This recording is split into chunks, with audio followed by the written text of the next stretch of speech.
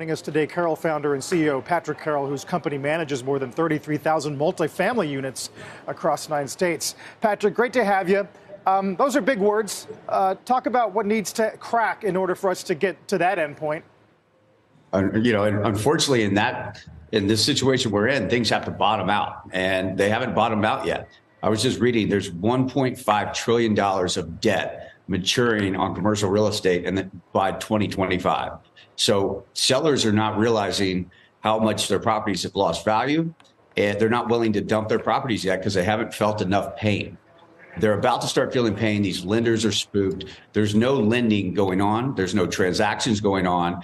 And it's going to be ugly. I mean, it's going to be at least as bad as 08, 09. People don't want to say that, but downturns always are worse than the one before, and upturns are always better. I've rode the wave of price appreciation, rent growth, things like that since 2011. Well, the party's over, unfortunately. It's going to be okay in multifamily, but the office market is going to be destroyed. Hotels are going to be destroyed. It's going to be ugly.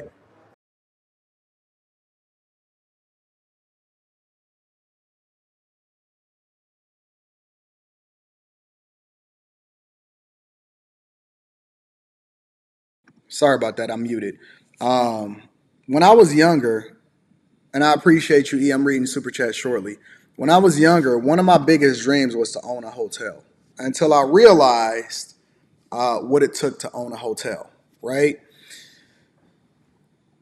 Everybody always asks, because my main thing is single family homes. That's my bread and butter. I know it. I see it. I appreciate it. I love it. It is very, very stable, and it is the one thing that I know for sure that will always, always appreciate over time. Because no matter what, with all of the different assets that we have, the watches, the stock portfolio, all of that, you can try to pick this and that and so on and so forth. And I would also advise you guys to tap into the Patreon and look at the video of the 8 things that I look for when I'm looking to invest in a company, especially a stock. The last thing that people are willing to let go, or the last thing that people will do, is go homeless. Okay? Single family homes are quite possibly the safest investment vehicle, in my personal opinion, as possible. Now, people then ask me and they say, well, Anton, what about commercial real estate? I've never, ever liked commercial real estate. I've never liked commercial real estate, and let me tell you why. Commercial real estate is one of the riskiest business models that you can have. And when I say commercial real estate, I'm talking specifically about office buildings or being able to have certain entities in which you're renting out or leasing out to restaurants, business owners, boutiques, all of that type of stuff, right? Because the first thing that people are willing to let go when things start to get bad is that business, because it's easier to transition into still having that, especially in 2023, to an e-commerce model. I wouldn't even advise people to open up a business unless they have some form of e-commerce that they can lean on that also allows for that business to maintain and continue to be profitable. As a matter of fact, the e-commerce aspect of whatever business that you drive in, even if it's a restaurant, you can always move a restaurant to a cheaper location or anything like that, right? You can always continue to walk away from businesses depending on how you got it set up and it not affect your personal life. Yeah, the business may be crashing itself, but the first thing that people start to let go is the commercial real estate. This man specifically just said that he manages over 33,000 multifamily and single family units. That is the thing that people started putting their money in. Even institutional investors, they started putting their money into single family homes. Commercial real estate, as a matter of fact, the thing that people are starting to mull over right now, but the problem is that they can't get the financing in order to be able to do it and have the conversion. Even Elon Musk, when he took over Twitter, he stopped paying for the headquarters. Like, he was like, listen, ain't nobody even working in the office right now, or in this particular office, or this office that we have, we got rid of like 5,000 employees. We don't even need all of this office space, even though we have a lease for it. Sue me, fuck you, pay me, right? And so I think that commercial real estate is very, very risky. Is there a lot of people that got rich as a result of it? Of course. Of course there are. There's people that has gotten rich in every single sector of investment that you can think about. But I think that the Piper is coming. I think that personally, commercial real estate is about to bust. And what people are starting to do, especially in major cities, is they're trying to transition commercial real estate over into either apartment buildings or some form of condo, and they're trying to make unique living spaces out of it, which I think is a great idea if they can secure the financing as a result of it. But lenders are weary, banks are crashing, inflation is high, the cost of borrowing is out of control. And so as a result, it is a very, very risky play. And as this young gentleman right here just said, the Piper is coming. Yeah. Well, now you mentioned 0809 when we really were talking about residential exposure. It will be different in the respect now that you're really looking at CRE, right? Yeah, but I mean, you know, when people start handing the keys back on their mortgages because they can't pay the interest on them, you know, you see your neighbor, you know, get his house foreclosed on. You see your neighbor sell for 20% less than you bought the property for. People start walking away from their houses. It happened, you know, 08, 09, you know, that was what caused the downturn. People thought the housing market was too big to fail. No one would ever bet against the housing market. Well, we saw people give their keys back. If you lose your job and you can't pay your mortgage, you're going to walk away, and especially if you're underwater. So, Patrick, a lot of the focus right now, and particularly in terms of some of the Wall Street notes and where regional banks, for example, are concerned, has been on office space and retail space, and this idea of a re-rating or a need for those values and those prices to fall. The fact that you're in multifamily, are you seeing signs of weakness right now, whether it's renters or whether it's buyers of your units, or is this still a shoe to drop way far out? Like, what are you seeing? Well, I talked to one of the biggest landlords in the world yesterday. He's a good friend. He's a mentor. And his phrase was, what he's telling everybody is stay alive till 25. Okay. So based off that, it feels like, you know, right now our fundamentals are great. People are paying rents. The market is healthy. What you have is a liquidity crisis. You have no transactions. There's no debt available. Cap rates have expanded over 5%. A year ago, they were at 3%. So if you do the math, that's almost 40% drop in value. No lender is willing to lend because they don't know where interest rates are going. And no one knows how to value these properties because no one knows where real estate, you know, valuations are ended up. Somebody in the chat says, Anton, how do you feel about owning land? I feel great about owning land. I think that the problem with owning land for some people is that it's a hold and wait game. Let me tell you the thing about owning land. Owning land is good if you're looking to park some money. And it's also good if you're looking to develop that land long term, or if you're looking to hold on to it until you're a speculative buyer. Okay. I own land. I'm starting to buy land. But one of the reasons why I'm buying a lot of land is because I'm actually looking to develop that land and put single family homes or multifamily homes on it. Right. The difference, though, is that if you just buy land, you're not necessarily getting any kind of return on your investment unless you sell that land or you develop it, because you're not in the interim getting any payments on it. So like, for example, if I buy land, then I'm just holding it until I do something with it, right? I can sell it for more, I can develop it or whatever, so on and so forth, right? The other side of that question is, if you just own land and it's just owning, I mean, you know, you're just sitting on it, what kind of payments are you getting as a result of it, right? If I got a single family home, yeah, you still got to pay property taxes on the land. You don't have to pay as much because it's not valued as high as if you were to have a single family home on it. But when you get that land, what are you going to do with it, right? If you're just owning the land for the sake of owning the land, then you're just a speculative buyer or you're just parking money. The other side of the equation is if you own a single family home, yeah, you got to pay the property taxes on it. Yeah, you got to pay the insurance on it, but it's also paying for itself. Even if you have a mortgage on it, I suggest that you then don't have a mortgage on it at all. Some people don't have the availability to be able to do that, or you need to pay the mortgage off as soon as possible. But the other side of it is that I'm getting a payment every single month that allows for me to justify the investment in that specific property. Right now, you need to do your calculations. You need to understand the true cost of owning a home so you really can make an informed decision. But just owning land for the sake of owning land, I think that that's a long-term play, and you got to be a speculative buyer as a result of it. So that's my thoughts on it. It's all based on interest rates.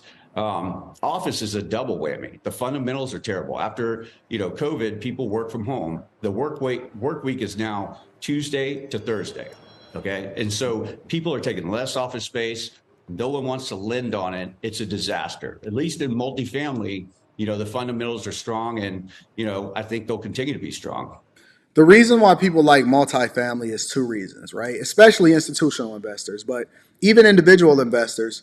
The first thing that people like to do is they like to house hack, right? And house hacking is basically you finance a multifamily home, and you live in one, and then you have the rents high enough in the other units to where you can actually basically live for free because it covers the rent or it covers the mortgage payment in its entirety because it's basically being divided up amongst the other units. That's house hacking.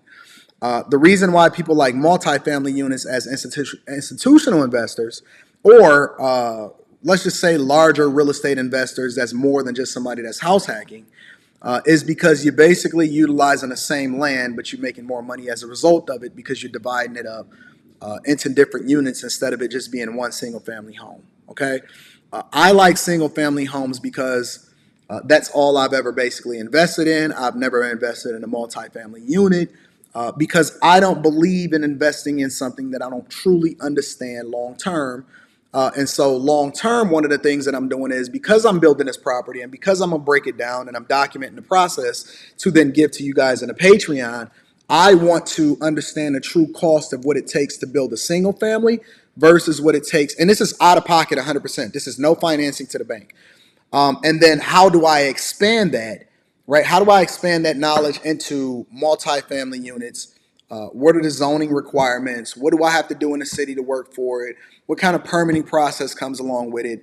How does it affect certain neighborhoods? Because certain neighborhoods and cul-de-sacs and homeowners association fees and everything like that. So it's a lot of understanding that I'm still trying to get into before I start to give information about it. The one thing that you'll never see me do inside of the Patreon is speak on something that I'm not 100% familiar with or I have not 100% mastered because I haven't done it yet. I don't believe in giving advice and things that you have not mastered yet. There are people that I know that I work with that is more well-versed in what it is to be or to develop multi-units or get outside of single-family homes. My comfort level right now is parking money in single-family homes. Yeah, that is the one thing about this cycle that makes you think maybe it doesn't rhyme with priors, right? This idea that, look at the JP Morgan memo yesterday asking managing directors to come back for 5 days a week. How much of the total problem in office, how much would you assign to this notion that you never really return to full office capacity?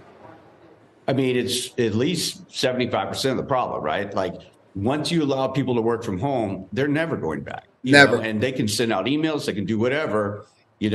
People are not going to go sit in the office. No, listen. I don't care how much they try to mandate people to go back. Let me tell you why it's incentivized for people to try to go back into the office. Why I even recommend I go into my office downtown, right? I can cook up this show anywhere. I do it every day, right? I'm doing it right now. You see are those my bags? Those are my daughter's bags. You see the priority, the yellow priority Delta tags on them. I can do this from anywhere. I can literally do this from anywhere. I prefer to work in the office because it allows for me to be a lot better at my networking, shoot more shows, have more creativity.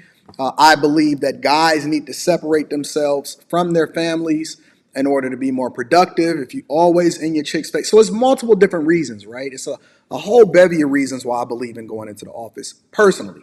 But most people, and you hear me say this all the time, I'm not here to give game to the majority. I'm here to give game to the minority. So the things that I do that's in my own best interest allows for me to capitalize when other people are still being comfortable in their homes, right?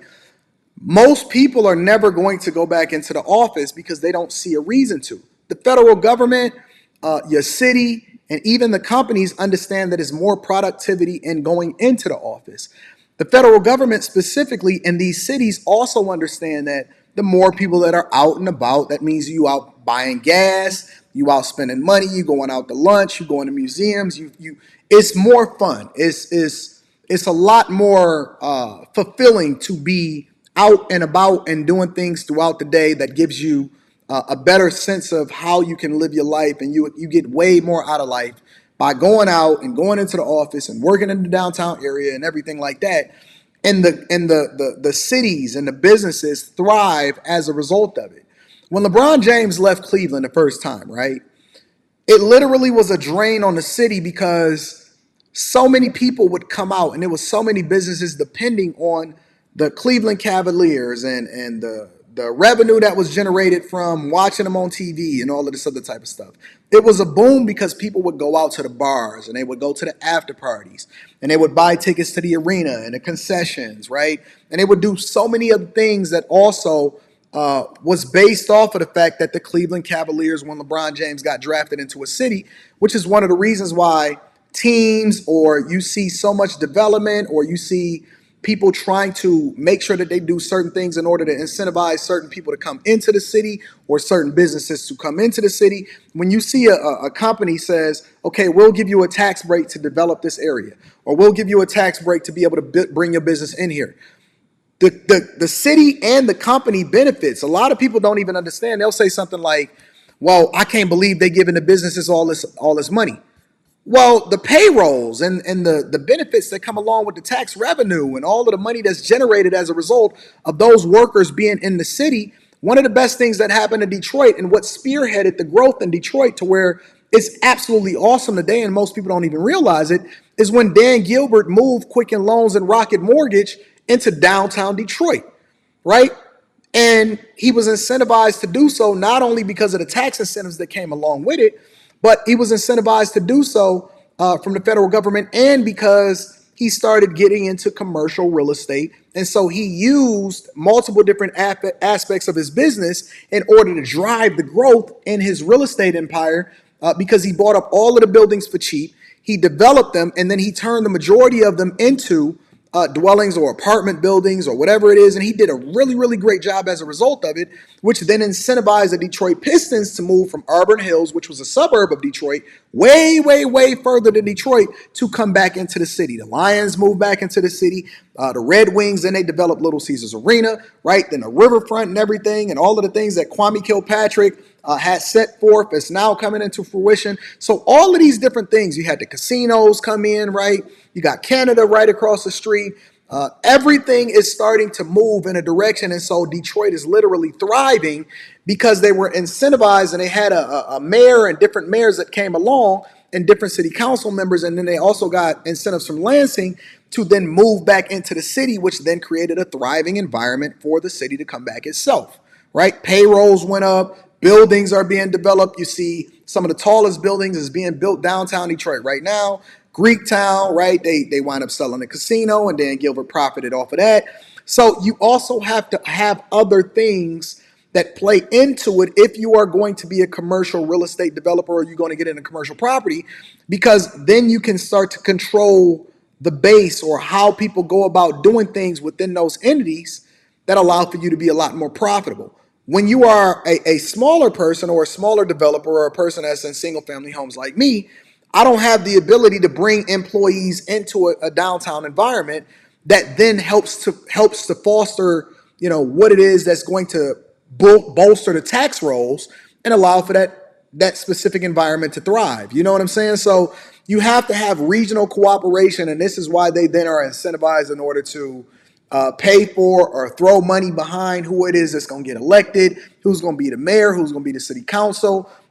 They bring people in to stomp for, or they throw money in behind candidates. Trump is notorious, before he wound up becoming a president, or before he wound up running for president, he's notorious for both supporting the Democratic agenda or the ticket and the Republican side of the ticket, because he understands things from a business perspective, right? He understands that he needs the incentives, or he needs certain legislation or lobbying or whatever it is that he needs to be passed or money to be donated down here or for them to be allocating resources over here in order for him to thrive within his business role or his business empire. That's why he said he understands the swamp. He understands how these legislators work. He understands how politics work. Everything comes back down to the money.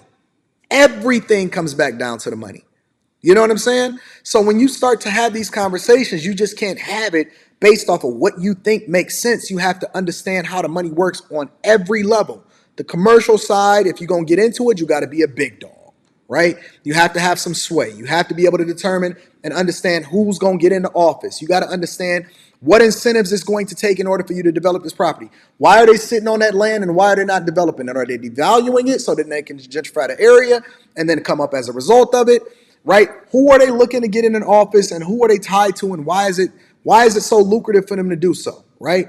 So when you having these conversations, you start to look at it from a business perspective, it's a completely different mindset of what success looks like, because then the people that control the money and the people that control the jobs are the ones that control how it is that we're then going to live our lives on a regular basis. And you don't even realize that the thing that you're being programmed in the way in which you think is largely being given to you. It's not something that you're really deciding on your own.